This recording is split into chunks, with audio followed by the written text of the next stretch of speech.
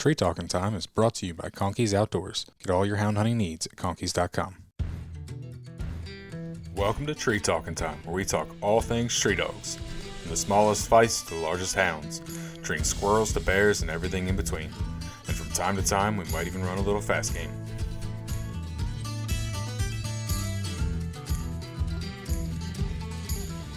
I wouldn't say that Spud was the best dog I ever hunted.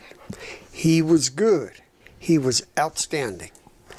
I wouldn't say he was the best. Mm-hmm. But what set him apart is he reproduced. Okay. Some of his offspring were some of the best that I ever had. Okay. And make no mistake about it, he was good. I could put him on the back of my truck, set him there. Mm-hmm. No cable, no chain, no nothing. Drive down the road 20, 25 miles an hour. When he bellered, I always drove with the tailgate down. Mm-hmm. When he bellered, I'd touch the brakes. That's all I had to do. I didn't have to stop the truck. I just touched the brakes. He was gone. Mm-hmm. He was gone, and he'd have a coon treed by the time I got the truck parked. How long ago was this?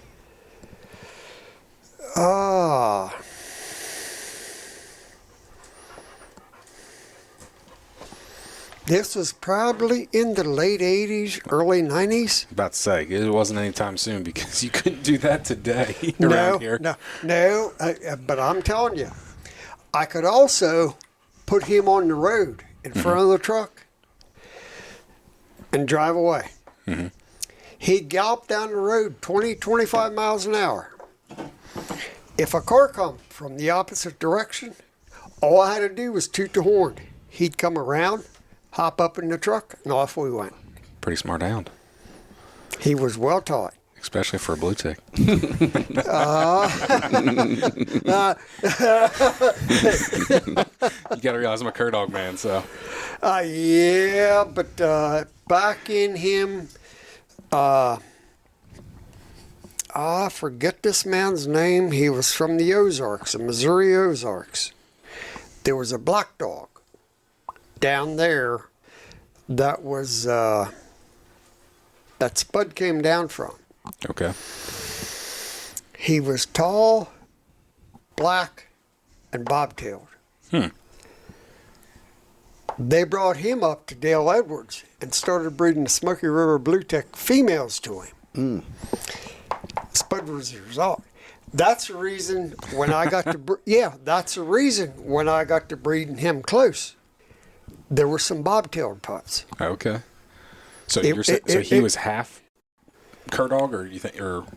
Oh, not even half. Okay. Way less than that. Okay. That was his general lineage. Okay, I got you. But that was years going by. Yeah. That was years going by. Well, that carried on some sense then. And it showed when I hunted him. Sounds like it. It showed when I hunted him. But like I said, I've had others since, and in fact, I have one at home right now that will probably equal him, maybe top him. Okay. But the thing with Spud, he had the reproductive ability. Mm-hmm.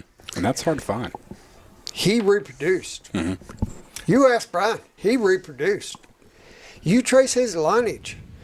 Trace the lineage on Brian's dogs. On my dogs. And, everyone knows one of the top blue ticks ever was Smokey River Chief. Mm-hmm. He was the son of Spud. Okay. Wow. Yeah. Yep. Didn't know that. Yep. And so was Hoss. Hoss was a grandson. Okay. Who ended up second in the world hunt? Yeah. I think so. Yeah. Yeah, Lee Barron bought him, I think, Brian. This has been probably 30 years ago. Mm-hmm. Lee Barron paid Warren $25,000 for him. Back then, pretty good chunk. That's a lot of money back then. Yeah, for Haas. Mm-hmm. Man. But Lee was an oil man. He had the money. Right. And he liked the dog. Mm-hmm.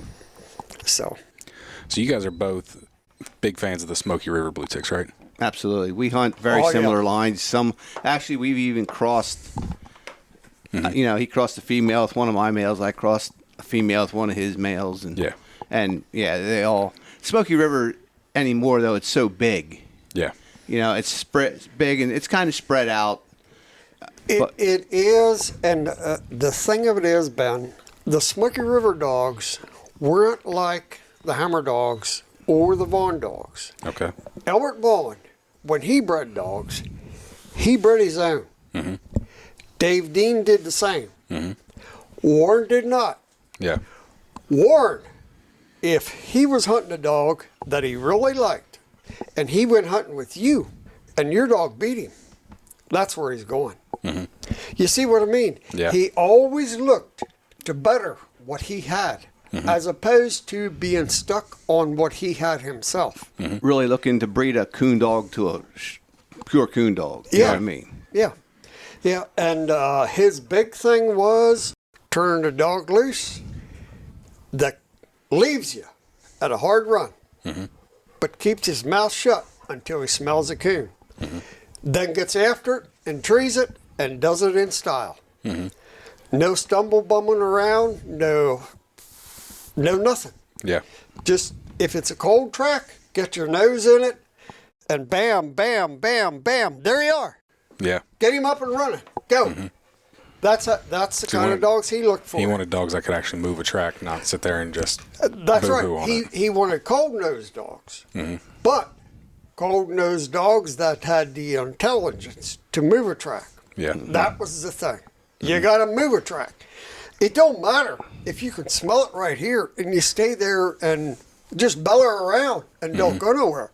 That don't do jack. You got to smell it here, know to look over there, go, go, go, and go. Yeah. That's what you got to do. And that's the kind of dogs he looked for. Would you say you guys have dogs like that? I know I buried one the first Christmas after Ruth passed away. How long ago was that? 10 years. Okay. He could take a track and just walk it. And when it got hot enough that he could pick his head up and run, I've seen more coons treed on a bare tree this big around Little trees. that were 30, 40 yards from a den tree behind him than I ever have any other dog. Because he had that way about him. He would cold trail and pick and pick and pick. But when he got to where he could run it, he'd pick his head up and run. And he ran. He ran. Probably one of the best tracks I've ever seen for a dog, like picking their head up and running it, was actually, well, we had multiple dogs. I think it was a buddy hunt, but Spike was one of them in there. Yeah. We hunted the game lands. Yep. Down at the Mouse Farm, or whatever that parking lot is. Yep, down to Mouse Farm, yep. And they took it up that hill. Yeah. And it was... For as big of a dog as he is, he could roll. Yeah, he could roll. Yeah, size don't slow him down. No, it didn't him. I mean, he was rolling out across there. Yeah, I forget all what we had that night. We had 3 or 4 dogs, but I don't remember what all we had. I remember he was, I vividly remember him, though, because he just drowned everything out. Yeah. Yeah. Yeah, he was a dog. He was a hound. I liked old Spike. Yep. I did too. I had quite a few over the years that I really liked. And like Aaron was saying,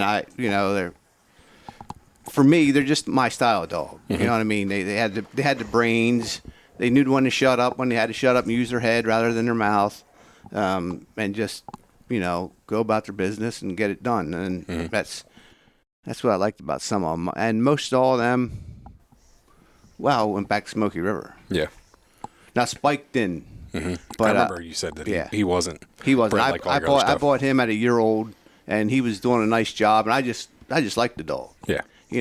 But a lot of them, the other ones, the litter I raised, I had bred a female to a dog that Aaron had. He was actually a son of Chief, and I bred a female to him, and she ended up having 9 pups, raising 9. Yeah. One went to be a house dog right from the puppy, but the other 8 all went to coon hunters, and they all were coon dogs. Some were better than others. Didn't you keep 4? I ended up with 4 of them. Yeah. 2 of them made champion, and the other 2 didn't because I never put them in the hunts. Yeah. I'm not real big into the hunts. I hit the local hunts. Yeah. But lot of the hunts come spring. Well, I'm turkey hunting, so I'm not hitting too many of the hunts in the spring, and in the fall I'm archery hunting. So, but so I try to help the local clubs, that kind of stuff. So I don't hit a lot of the hunts, but yeah, two of them both made dual champions, actually, both of them. Okay. But the females, like I said, I never put them in a hunt, but they both could tree a coon. Mm-hmm. They weren't as talented as them two males I had, but they could both tree a coon. Yeah.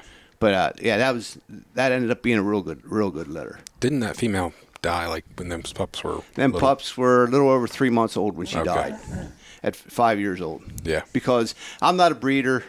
I've only ever bred that one female. I only ever had one litter of pups here at the house. But that is a cross with Aaron's dog. He called him Daniel. That I'd have loved to mate again. Yeah. But Yeah. I never got the chance. And not to interrupt, Brian, but that female herself came from a top-notch cross. Yeah, she did. She actually did. She What was she did. out of? She went back to like her grandmother would have been that Leary, who was a sister of Tramp and Ruby and all of them. So she was heavy Smokey River also. Okay. And her sire was no, I gotta think. So do I. I own a dog in Kansas. No, Brian, he was that silent dog. Tramp. Well, Tramp was in there somewhere, but I'd have to get the papers out. But we bought him from the preacher man down in North You Carolina. bought her from Lee and Handy. You bought her from Lee and Handy. Yep, Yeah, you're right. Yeah, the preacher owned the sire. The sire was Tramp. The daughter was Leary. The daughter, Leary, was one of them that was out of Chief and Jean. Yeah, With Leary a was. whole bunch of them. Made night champion except for one, and the reason she didn't is because she was crippled. Yeah. Her back end was crippled. Okay. That's That's what she went back to, though. She was heavy Smoky River. Gotcha. And she might have been, you were talking about your favorite dog or your best. She might have been I don't know if she was my best one, but if you ask Deb, my wife, who my all-time number one is, she'd tell you that one. Did she ever lie to you, though? You've been married a long time. I've been married a long time. She could have. She could have. No. But is that the one you have the painting of upstairs? Yeah, I have the painting of her, and then the two dogs on either side of her tree on the separate pictures are her two sons. Okay. Yeah, they were both dual champions. That was a Sly and Spur. Yeah. Yeah. See, I joined the club. I think Sly was still alive, but I never hunted with him. Yeah, he was, I think, if I'm not wrong, he was the last one to go. Yeah. And he was actually the first pup born. He was born right here in my basement. He was the first pup born, and as far as I know, he was the last one to go, and he was just about 14 Yeah. when he went. Yep.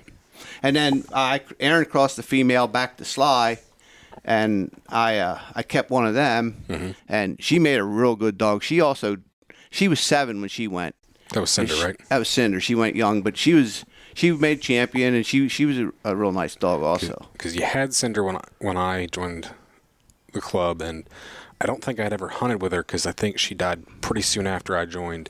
And I hunted with Kurt a few times that first year before I really got involved. I hunted with Kurt a couple times, but that was it. It's funny because I bring up these old dogs, and I said about with Sly, and then I kept the pup Cinder that I got. Aaron raised the litter I got from him, and then Aaron kept a female off that litter he called Stevie. Well, this dog he's talking about that he has right at the moment is a grandson of Stevie's. Okay. And the dog I'm hunting out here is the son of his dogs. Okay. Yep, call her Traded. Stevie Yep. Nicks. Yep, that's what he called her. She was a litter mate to Cinder, my Cinder Okay. dog. Yep. Gotcha. I knew somehow Archie went back to his stuff, but I wasn't sure. Yeah. His Jimmy dog is Archie's dad. Okay. Yep. Gotcha. Well, we've already made it quite a bit far in here, and why don't you guys introduce yourselves? So, Brian, we'll start with you. Don't lie. I'm Brian Sweigart. I live in Lancaster, Pennsylvania, and I hunt Smokey River Blueticks. Aaron. I'm Aaron Petersheim. I also live in Lancaster, the New Holland area, and I've followed and propagated Smokey River Bluetick hounds since back in the late 80s. Okay. Yeah, you know what's funny? I was talking to a farrier. He's a good friend of my father-in-law, and he bought a coon dog from you years ago, and he's like, Jeff Johnson. No, not Jeff. Mark Pino. Yes. Mark Pino knows Jeff, and Jeff brought him up. Yeah. And he was telling me a couple years ago, we were actually at his daughter's wedding, and he's like, yeah, I used to coon hunt. I was like, oh, you did? I didn't know. And he goes, yeah, I got a dog off this guy. And he's like, Petersheim. I said, Aaron. He goes, yeah. He goes, Jeff took me up there, and he goes, I got this dog off of him. I was like, never knew you coon hunted, Martin. That was years ago. It was many years ago. And I remember when he left here with the pup because his wife wouldn't have it, that he put it in the back of the truck. He put it in the cab. He put it in the cab, and Jeff Johnson was riding with him. And Jeff called me after he got home. He said, you know, Aaron, he said, this son of a pup sat right there in that truck seat like a people person. And Jeff had a way with words. Oh, he still does. I still yeah. see Jeff every now and again. Oh, yeah. He was a great guy. Great guy. I've been trying to get Jeff to come on here, and he won't. He's like, I'll give you $200 just to leave me alone. That sounds like him. I believe you. That sounds like him. I was like, come on, Jeff. Everyone wants to hear from you. And he's like, no one wants to hear from me. Like, you'd be entertaining. You see him. Tell him I said hello. I will. He is entertaining. I'll That's give you what I that much. said. Yeah. I was like, Oh, Brian, we were up on the Galt Road. Well, I probably shouldn't say this on this. I'll tell you afterwards. I got a story to tell you, though. I think I know some of that. Didn't he tell you that's the spookiest place he's ever been in his life? That was down to Monkey Farm. the monkey farm? Mm-hmm. Yeah. Why'd you call it the monkey farm? That's what it was. Yeah, the bordering property was an old lab. Okay. And they had monkey. I don't know what all they had down in there. I don't know, Brian, but I know they had a pavilion down there built that was blocks. They were corbelled. They were corbelled inwards. And it was full monkeys. But the blocks were corbelled inwards to keep the monkeys from climbing out. Okay. But they done research on them, because I walked through that building one night, and I'm telling you, if you walked in there, walked inside one of them cages, pulled the door shut, that's where they'd find a pile of bones, because you weren't coming out. Is that right? That is right. I'm telling you, that place was a fortress. Mm-hmm. That was a fortress. Doesn't surprise me. Yeah. Yeah, and that was right next to the patch that we hunt. So we just called it the monkey farm, the monkey house. That's what we called it. Yeah. Well, that's what it was. It was a group of veterinarians had it, and it was on the Lancaster-Chester County line. Okay. A portion of it was in Lancaster, and another portion was in Chester. And that's the reason it dissipated, because they couldn't come to terms on anything. Gotcha. So it just went up in smoke. Now, But yeah, it was an area that you could just walk into and hunt it. Yeah. But it was a little bit eerie, because you say, never knew for sure what you were going to find. did you ever tree monkey? No, I didn't. Whether they ever run one or not, I don't know. I know I was in there one night with Jeff, and he told me, he said, you need to get me to the truck. This is the eeriest place I've run in. I'm guessing those monkeys probably made a lot of racket while you were in there. Actually, you didn't hear them. No, you didn't. Okay. You didn't. You didn't hear them. You didn't know they were there, which maybe they were no longer there at the time that I was hunting there. But I will tell you this. If I lost a dog in there and came back and drove in the main entrance, I wouldn't be there 5 minutes before a Honeybrook Township cop was right on my bumper. They watched that place like a hawk. You weren't supposed to be there. Yeah. But they always gave me grace. You know you ain't supposed to be here. I said, yeah, but I was hunting over here on Riders, and I think my dog's over here. I said, sure hope you don't hold it against me coming over here and trying to find him. No, go ahead and find your dog. But when you find him, get out of here. Well, that's good. When I didn't hunt it near as often as Aaron did, but when I started hunting it, it was already shut down. Yeah. But I knew what it used to be, so that's kind of why we always just called it the monkey house. Oh, Yeah. they had water towers there. For gosh sakes, Ben. I don't know who did it. I have no idea. But on the water tower, way up high, my name was painted over and over and over. Yeah. Maybe it was someone else that had my name, but my name was there. Yeah. That's funny. That is pretty creepy, though. Big water tower with your name written all over it. And you didn't do it. Yeah. Oh, I didn't do it. Holy balls, Brian. It was. That's what I mean. That's what I mean. That's That's what makes it eerie. It's your name, but you didn't do it. Uh-oh. That was almost like some girl did it. Yeah. She was a climbing fool. I ain't going up there. I know I sure ain't. Not That's anymore. funny. I did stuff back when I was young, but I ain't doing that stuff now. As far as climbing and carrying on like that. Speaking of climbing, you had a pretty big episode a couple years ago with somebody that was around here. I think she's over there laying on the sofa, I believe. Yeah, if you've heard any tail thumping or panting, that's Pebbles over here. Yeah. Pebbles is another one of my all-time favorites. She's still around. She's 10 years old. My wife brought her in the house. I said she's not coming in the house till she makes grand night. So when she made grand night, then my wife said, but you said she could come in when she's grand, so now she's in the house. But she's 10 years old now, so I still try to get her out a little bit. But a couple years back, I was hunting her at a spot down from the house here, and she treed on a leaner, and she climbed the leaner, and she got to where the leaner fell into the next tree and got into the crotch and got turned around and absolutely will not come back down.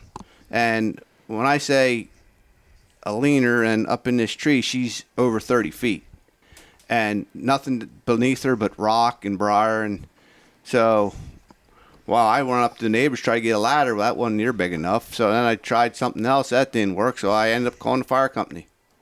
And What did they do? well, I called 911. I didn't know who to call, right? I called 911 and they asked me what my emergency is. And I said, I got a dog in the tree. And I think they thought I was on something because they said, Well, I mean, it is the middle of the night. you know what I mean? Yeah, because he said, we don't send the fire company out for a dog in the tree. I said, no, you don't understand. She's between 30 and 40 feet up this tree. I said, she's not coming down. Well, just by dumb luck, and I was fortunate, I knew the local fire chief. I went to school with him, and he's my neighbor. So he called the fire chief, and then the fire chief called me and asked me what was going on, and I told him, and he said, I'll send them out. So they come out, and in the meantime, one of the neighbors had a 40-foot ladder, and they put the 40-foot ladder up there, and one of the firemen climbed the ladder and basically bear hugged her and one-handed it down the ladder 30 or 40 feet, and back down she come. But that was all over the neighborhood. People I didn't even know were talking about it, and yeah, it was something. Yeah, it was for sure. I remember. It was almost like the carnival in town here because people come from all over. They heard the fire company and the dog barking, and they were coming from all over. Yeah, it was quite the treat. But yeah, she's still here and still does a pretty good job for me, even though she's up in years. Yeah. That's a good way to end it, though. Yeah. When they get up in years, bring them in the house. Yep. Let them be your buddy. Yep. Let them be by your side. She, That's a good way to end when it. I bought her as a small puppy, she was in the house till she got a little older. Yeah. You know, Because you got her in the middle of winter, didn't you? yeah, I think it was. I'm not sure. My memory's not too good, but was. she was very small, and so we brought her in the house here, and of course she got spoiled, and she's a smart dog. She was pretty well didn't really have to housebreak her. She just did her thing, you know. She just would go to the door and whatever. But so from the time she was little, she was in the house, and then I hunted her, and I hunted her hard. But my wife said, well, when she gets older, she's coming back in the house. Well, like I said, she's 10 years old now, and she's really slowed down, but you know, yeah, she's a bed hog. Yep. But I still to this day, as of right now, and I got a couple pretty fair hounds out in the pen. But if someone tells me I must go out tonight and tree a coon, that's who I'm taking. Yeah. Even at 10 years old, she was the real deal. Mm-hmm. Yeah. Yeah. Now she was far from perfect. Don't get me wrong, she was far from perfect. But Yeah. Me myself, I liked everything about her. Her style, just her mouth. She's small but has a big mouth. But just the way she handles herself in the woods. Yeah. I just really like her. Mm-hmm. Yeah. I would say between her and Spike are probably the two best dogs I've hunted with that you've had. Yeah. So. Yeah. Yeah, Spike, he was a good dog. He passed maybe, several years ago. 6-7 years ago, probably. Yeah. Yeah, because we hunted him. I hunted a lot with him with Maggie, and then when Maggie died, I hunted him for a month or two. Yeah, that's right. Yeah, because I had so many. Yeah.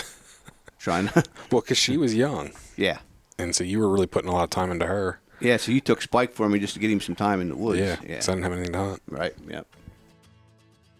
Conkeys Outdoors is proud to be a sponsor of Tree Talking Time. Family, hunting, tradition is the Conkeys motto. They understand the importance of passing down the tradition of hound hunting. They are a family-owned business that treats you like family. They also understand the importance of having the gear you need when you need it. Conkeys carries everything for your next hunt, and it ships to your door quick. They also offer great warranties on all tracking systems and financing options. Check them out at conkeys.com. You can also use the code TreeTalkingTime5 in all caps to save as well. So tell me a little more about these old blue ticks that you guys had. How did you land on Smokey River dogs, Aaron? Back in the day, you didn't have internet. Mm-hmm. You didn't have nothing. You got full cry. Yep. Warren Haslouer had ads, monthly ads. Mm-hmm. I called him one day, and he had a litter of pups advertised out of Grover, Smokey River Blue Grover. He was a grandson of Spud, and on the bottom side, he went back to the old dogs. He had a litter of pups advertised, and I wanted one. And I thought, well, I'm not going to have it flown in. I'm not going to have it drove in. I'm going to drive out and get it myself. Where was So he from? I did. What's that? Where was Warren at? Antlers, Oklahoma. I thought he was in Oklahoma, but I wasn't 100%. That's where he was in the later years. Mm-hmm. In the earlier years, when he started, he was up near Arkansas City, Kansas. Okay. And then they moved to the Smoky Hill country, which is right near there, which is where the hounds got their name. Okay. The Smoky Hill River. Okay. They just called it Smoky River. Mm-hmm. And that's where the hounds got their name, the Smokey River Blueticks. And so anyway, I went down there and bought this pup, and was back down a few times since. Bought an English dog, bought a female, bought quite a few females from him. Mm-hmm. I pretty well established the bloodline that I have at home right now, which they're running thin, but Brian has some of them, so they're not too thin. But that's where I got them. Okay. That's how I got them.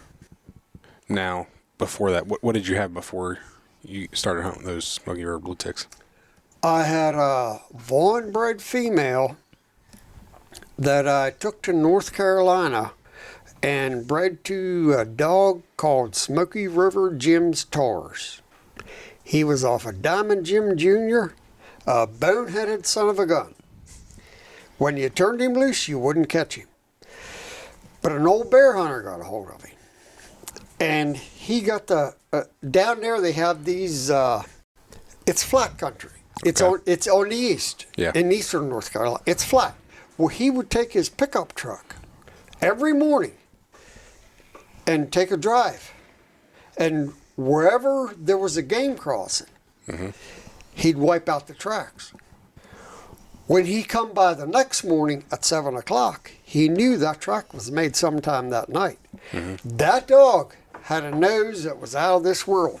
He'd put him on that track. He'd never turn him loose, because if you turn him loose, you wouldn't catch him. Yeah.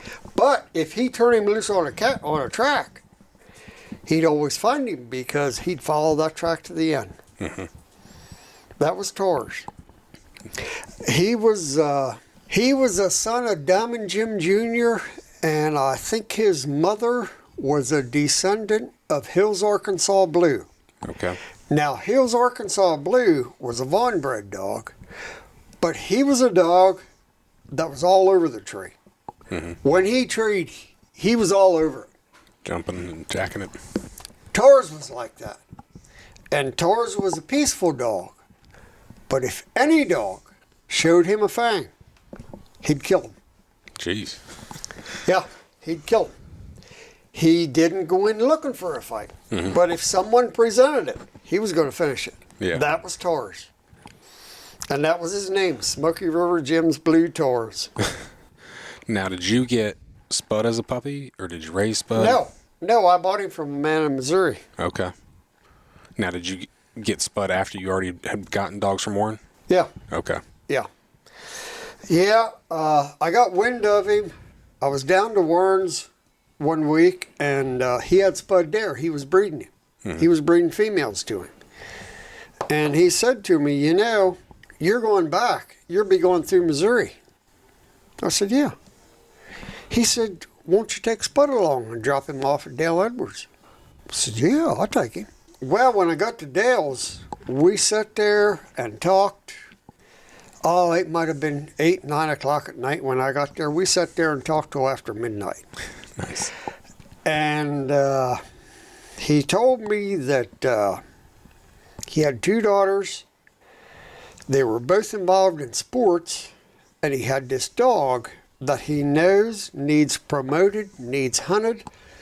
But he said, you know, Aaron, my life is passing me by. My daughters are getting older. I'm spending more time with this dog than I am with my daughters. I can't keep it up. I'm going to sell him. So you jumped. With both feet. Yeah. I did. I went down. That was in March or April, I think. And in August, I drove back down and we hunted, gave the man his check, and brought him home. Nice. That's it. Do you mind disclosing how much you had to pay for Spud? $5,000. Okay. That would have been the early 90s? Yeah. That still was a pretty decent chunk of change back in the early 90s. That was a pretty decent chunk of dog. Yeah. I'm telling you, Ben, I drive a Ford F-250. 4-wheel drive. That hound could walk up beside it, pop right up over the side, and never touch a tailnail. Just Jeez. pop up like he was jumping into whatever. Yeah. I seen him do it numerous times there at home. He could do it. Yeah, he did. He was like that. He could jump like a deer. And hunting him in Illinois, Ohio, Indiana, where they have them cattle fences, he'd never break stride. Just jump right over him? He would never break stride. He'd just, boom, off he went. Kept right on going. Jeez. Yeah. Like I said, I've had some that I thought maybe were better than him since then, but I've never seen one that had the qualities that he had in that way. Okay. Interesting. Real interesting to see. Yeah. I've just never, especially a big blue tick, you know. Oh, he was 87 pounds in hunting shape. Like, just I hard had to him in believe. Pearsall's one day. And Pearsall looked at him. He said, bring that dog over here on the scales. I want to see how much he weighs. Because hell, Spud was that tall. Yeah, he's real tall. But he was short coupled, square built, and heavy muscled. Pearsall said, I want to see how much he weighs. 87 and a half pounds. And at that time, he was in hard running shape. Yep. He wasn't fat, nothing. Solid muscle. I never seen him, but they say Chief was a big dog too. He was, but he wasn't developed quite like Spud was. He was big, Yeah. but he wasn't quite as developed Yeah. physically as Spud. Spud had it. I mean, he had the chest, he had the shoulders, he had the rump, he had the loin on his back, he had that high curled tail, and he could just go. Yeah. That's how he was. Nice. So, rolling this all the way back, how did you get started in hunting then? Well, you either hunt or you drink. I know for me, I got hunted. I started when I was a kid because my dad had dogs. Didn't your dad have foxhounds? My uncle, my dad's brother had foxhounds, and they hunted them when I was real small. Okay. But even probably before I was born too, they had them. And it was big here on the hill. But then, like everywhere else you go nowadays, everything's getting developed, and they basically run out of room, and they got older. And so I guess they figured rather than feed 30, 40 dogs of foxhounds, they just feed 2 or 3 and go coon hunting. Yeah. So that's what they did. My uncle, he got his own. He got got some dogs, and then my dad got some dogs. Okay. Now, Dad was just a pure pleasure hunter. Gotcha. He just liked to go out and hunt, just, and so he had grade dogs. He could care less about the hunts or papers or anything. He just wanted to go hunting. Yeah. And so I started with him. I was probably 7 or 8 when I started hunting with him, and he used to get me a little upset because on a school night I wasn't allowed to go. I had to stay home and go to bed. Yeah. But that's where I started. And then my very first dogs that I owned myself, I was like 11th grade high school. Okay. Which would have been around 84. Okay. Something like that. And that was she was a blue tick grade dog. Just Guy had her and he was into the paper dogs and the hunts and stuff. And he just had this dog, so he gave her to me. And he actually gave her to me for free. And she tree coon. You know what I mean? Nothing flashy, fancy, but she was just a solid old dog, and that's where I got my start. Back then, was there a lot more coon hunters around here? Actually, not much more than there is now, really. Back when I started, it was still pretty much me and Aaron and a guy named Bob Gerhardt. Okay. It was the majority of what I would run into right here. Yeah. Yeah. And we had places to hunt. We had places to hunt, yeah. Yeah. Which is what we no longer have. I know. Trust me, I know. That's the worst part about being a coon hunter around here is like... And even places that I still hunt to this day that I hunted, my dad hunted, now I hunt. So we've hunted these woods for 40 years or so. But now deer hunting's so big around here that most of the time I can't get in until after deer hunting. Yeah, and at the same point, I would imagine that a lot of the woods that you hunt today are smaller than what they were. They're smaller, because you know how it is. I hunt a lot of the Amish. I hunt a lot of their Amish farms. Well, then when their dad gets old and retires, and they build a place for him just off the woods or something, so then you lose that part of it. And so even them are shrinking. But then, like I said, with the deer hunting, most of them I can't get into after deer hunting. Even like the horse farm down by me, the one part of that all used to be wooded back behind their house, and then Amish bought part of that and stuck a house right in the middle. Put 2 houses right in the middle of it, and I can still hunt it. Yeah, but it ain't like it used to be. Exactly. I thought it was funny a couple years ago. I guess it was 2 years ago at the buddy hunt, and the Amish kids just like showed up, dogs treed. They were like, "Where'd you come from?" I mean, them boys call me. Yeah. During hunting season, when you coming down? When you coming down? And then when I get down and hunt, are you coming down next week? If it was up to them, I'd be down most every other night. They love it. They need a dog. And the oldest one of the boys, and these boys are like 14 and younger. The oldest one said, "I want to get my own, but Dad won't let me." He said they're just too loud at the house. Which might be a good thing, because then he'd hunt that all the time, and I wouldn't get to hunt it. But no, they're very good about letting you coon hunt. Yeah. But don't ask them during deer season. Yeah. But the problem is a lot of them don't have woods anymore. Heck, I know a lot of Amish guys that they don't own any woods. Now, what they do own, they timber heavy. Yeah, they timber it because in their mind it's a cash crop. Plus, the deer will congregate there. Yep, because when it grows up thick and stuff. Yeah. But talking about them Amish boys, I run into a pair one night with Niedermeyer. Oh my! Down at the monkey farm, and I was hunting Daniel. I heard him strike, heard him tree, and I goes in there, and there's 2 plots on the tree with him. And there's Niedermeyer and 2 Amish boys. He said, "Yeah, I checked his collar. I know he's your dog." He said, "He come into my dogs." I said, "Well, I'm not going to repeat what I told him." Thank you. I appreciate that. Because guess what? But you sat there listening to the chase, and you know who was there. I do know. And then I seen him down at the club a couple weeks later, and he told me again. He was sitting there telling the story about my dog coming into his. Well, I come unglued, and I won't tell you what I told him, but I'm going to tell you it wasn't pleasant. Believe it or not, though, here on the hill, for Aaron, just about all the woods I hunt here on the hill, Aaron hunts.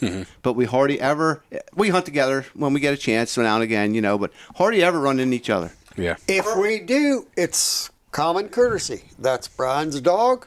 I'll bring him with me. If he comes to my tree, I'll bring his dog out, and he does the same for me. Yeah. Common courtesy. Yeah. Yep. And once in a great while it happens, and that's usually, most of our spots are small, and we know where each other parks. Yeah. So you get there, and it's like, well, Aaron's parked here, I'll go somewhere else. But we have a few spots where you can park at different ends, and a couple of them spots are where we met in the middle. Yeah. But, it is what it is, and I hunt with him, he hunts with me, and so... I've only ever had, I think, 4 times I've ever run into anybody down at the reservoir. One night, all of a sudden, I'm down in there. All of a sudden, I hear a dog treed behind me. I'm like, back towards my truck. I'm like, what in the world? So I go through there without a light. I'm like, who in the world? Parked right next to me. Webby. No. I just laughed. I didn't really care once I got up there, but I just had to laugh. I was like, at first I was kind of mad. Yeah, I was what's going on here? Who's up here behind me? But There's something I need to tell you if you hunt that area. Okay. I think I know what he's going to say, and this is on the gate side, right? Yes. When you go down the gate side and walk into the left, there's a pit. I walked over top of it one night, and I'm telling you, Ben, it's a pit. It's, I always carry 2 dog leashes with me, and when I stepped on it, I could tell I wasn't on solid ground, and I stepped back and looked. I was glad I had 2 dog leashes because I would have needed them to get out. It's deeper than this, and probably 10, 12 foot around, covered with a metal plate. It's in there. You ever had a dog drop in it? That's the 2 leashes is the only way you'd get them out, and you'd have to hook one and lower yourself down and bring the dog up, and then bring yourself up back. Bring yourself back up. Yeah. It's when you get down near the bottom. Down almost to the lake. Okay. Yeah, almost to the lake, but before you got to where the pines were, where the pines stopped. Okay. Yeah. I remember you telling me that. I've never seen it, but Yeah. That's changed. Though they've timbered a bunch of that. Yeah, I was gonna say if it was closer up to the where the gate is, they timbered All of that in the Like, left. No, and when I say timbered they cut it all down. No, it was down below that. But Okay. It's something that if you're down there in the dark, be aware. It's there. Unless they filled it in. I don't know. We remember Brian that came from Idaho, Brian Messersmith. Yeah. We were hunting down there one night, and it was right before Maggie died. She flushed a pheasant down, almost down all the way to the lake there, and Brian, it hit him, almost hit him in the face the first time, and then we went looking for it again, and she flushed it again, and then he caught it. Stupid tame birds. Yeah, them really spurred you up. It was pretty funny. I got a pretty funny picture of him holding it, and that was the night the TR called me while we were up there. He goes, "That ain't no cur dog up there. It was Brian's Redbone Abel." Yeah, it's funny. Going back to the hunting areas, when I was a kid, or when I was young and started, like I said, these are all patches my dad hunted for many, many years. And majority of what's here around home here on the mountain were old fox hunters. Yeah. So as soon as they heard him, they knew right away it's a hound. Yeah. So I've different times been hunting and seen the light coming. And there's one of the local guys that live right there, an old fox hunter. Yeah. Oh, I just want to go out and hear them run. He said, I want to hear the hounds run. Yeah. But nowadays, it seems like we have a lot of city people moving in who have no idea what's going on. Yeah. And I will guarantee you one thing, Ben, if you have permission to hunt this 500 acres and they own 2 acres of it, you'll tree on their ground. It seems like it always happens that way. And if they hear a dog bark on it, they're ready to shoot something. They're either going to shoot or they're going to call the cops. Well, we're talking about the lake at the gate. You can hunt to the right for so far, but then there's that private property, that horse farm. Yes. Yep. That woman, she come out one night. I had a cast in there, and one dog stopped. One dog the Dex dog crossed that because it's a creek, Yep, where yep, the I know creek right where you're at. Yep. feeds the lake, and it's super deep right there. Well, he crossed it. Well, then another dog was running the track and then stopped at the lake and starts basically just treeing there at the lake. Baying the lake, yeah. Well, she come down there in a 4-wheeler and cussed us, and like I had talked to the husband once on the phone trying to get permission. Yeah. And he's like, nope. But I said, well, if my dogs get over there, can I go get them? He goes, yep, that's fine. But he's like, no guns, which we're on a night hunt. No guns. We're fine. And it seemed like we were right there on the corner of their property. Like, I walked in to talk to her when she's screaming at me, trying to be nice. You can't. No. I tried that too. You can't. No. And I'm like, she's shining lights at me. I'm trying to de-escalate the situation, and she's just ballistic. And then finally, I hollered. I said, "Your husband said I could come get my dogs. We're getting dogs, and we're leaving." Mm-hmm. We ended up having to skirt that whole creek because it's so deep there. To find a place to cross it. We had to go all the way out to the road, past their house, And come all the way back. Oh, my. Yeah. We- We would me have been and- further ahead to walk all the way back to the truck and drive around.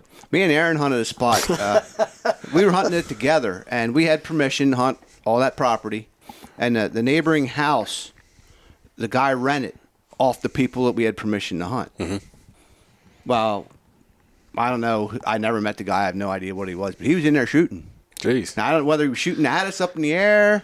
I have no idea, but he was in there shooting, and his own house that he lives in was owned by the people that gave us permission to hunt it. Yeah.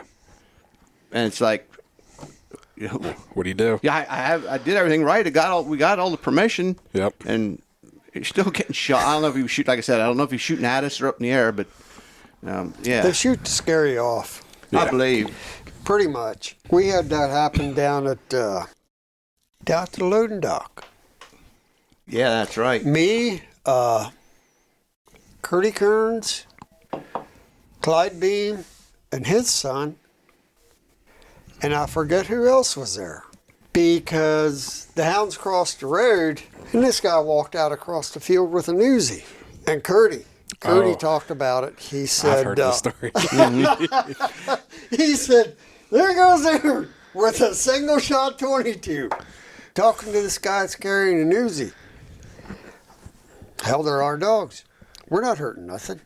No, didn't he have like goats or something? They had them fainting goats. Them fainting goats, and they thought they were coyotes or The something. neighbor that they were by had the goats. This was the guy that lived across the road. The The guy was that watching it or something, yeah. or patrolling it. Yeah. Yeah, something like the guy with the goats called the neighbor, and the neighbor comes down. With his Uzi, yeah. Yeah, Kurt's told me because I've hunted in there. And Kurt's told me that story. He's like, yeah, we got over there by that fence. Right? It's been a ride. It been a is. ride. Unfortunately, it's getting harder and harder to hunt around here. It is. It is, and you know what? I own a property in northern Potter, and it's the same way up there. Really? Yep. When I first bought it, I could talk to them farmers. I could coon hunt everywhere. Now, we got a guy trapping. We like to deer hunt. Yep. It's just, Yeah. where do you go? I also own a place up north, but where I'm at, it's very steep. Yeah. Steep, big mountain steep. And I could probably hunt some of that, but I'm getting to the age now where I just don't know if I want to. Yeah. And you got the porcupines to deal with, and our Yeah. dogs don't know Our nothing dogs about know nothing about them. And then you go up there, and you can almost guarantee you within the first night or two, they're going to get it. Yep. Yeah. Now you got that bill to take care of. Yep. So it ain't worth it. My brother had dogs, and he took his one dog up, Smokey River bred dog. Actually, he went back to, I think, to some of Aaron's stuff maybe, and he wasn't up there 5-10 minutes, and he grabbed the porcupine. That'd be my luck. Now we're in the mountains in the middle of nowhere. He didn't know where to go, Yeah.